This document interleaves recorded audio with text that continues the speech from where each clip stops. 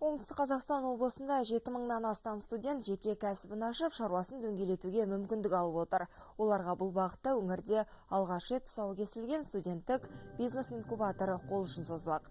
Облыстық кәсіпкерлер палатасы үздік деген жобаға арнайы грант бөліп, бизнес құрылымды да тауып беруге дайын екендіктерін айтып отыр.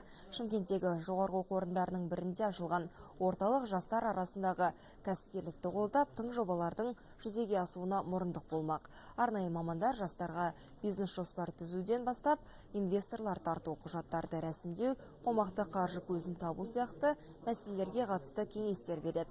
Қазірдің өзінде 12 жоба әзірленіп жатыр екен. Солардың бірі екінші курс студенті әзірлеген қоқысты қайта өңдеу технологиясы арқылы пластиктен тұрмысқа қажетті заттар жасау жобасы. Шәкірт өзінің ойы жүзеге асатынына сенімді, өйткені жаңа жүйе қоршаған ортаны ластанудан сақтап, мұнай өнімдерін үнемдеуге де септігін тигізбек. Қоқыс қалдықтары үйіліп төгіліп жатады.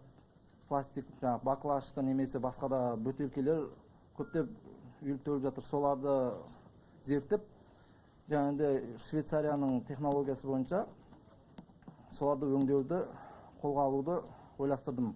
Бизнес идея қызық, жақсы, инновациялық болатын болса, қайтарылмайтын 3 миллион теңгеден жаңағы шағын қаражаттарды бөлуге дайынбыз. Екіншіден, өзіміздің облысымыздағы үлкен бизнесмендерді тартып, олар да қазір қызығып отыр. Егер жақсы бір бизнес идеялар болатын болса, оған біз қаражат бөліп, сол бизнес идеяны іске асыруға дайынбыз деп отыр.